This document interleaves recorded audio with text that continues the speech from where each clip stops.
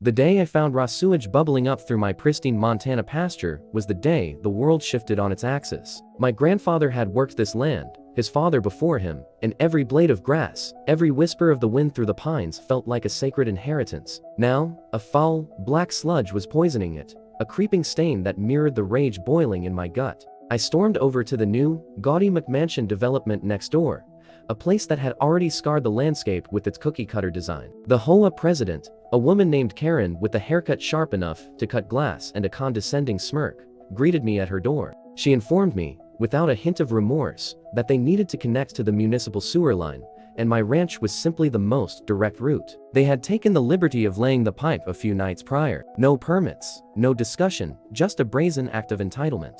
She actually laughed when I threatened legal action, telling me a simple rancher stood no chance against their high-powered attorneys. She saw a man in dusty jeans and a worn-out Stetson, not a person who had dedicated his life to protecting the environment. My hands trembled, not with fear, but with the cold, controlled fury. I returned to my quiet, unassuming ranch house, the same one I'd grown up in. I walked past the family photos on the wall, past the muddy boots by the door, and sat down at my desk. I picked up the phone. On the other end, my deputy answered, "Good morning, Director. How's the vacation?" I took a deep breath, the smell of pine and betrayal heavy in the air. "The vacation's over," I said, my voice dangerously calm. "I need you to mobilize the Regional Enforcement Division. We have a major Clean Water Act violation in Park County, Montana. It appears a new housing development has constructed an unpermitted, illegal sewage line, and it's actively discharging raw waste. I want a full-scale federal investigation. Bring the hazmat teams, the water quality scientists, and every single inspector we have. I want fines so steep they'll be paying them off for 100 years. And get the Attorney General's office on the line. We're not just shutting them down, we're making an example of them."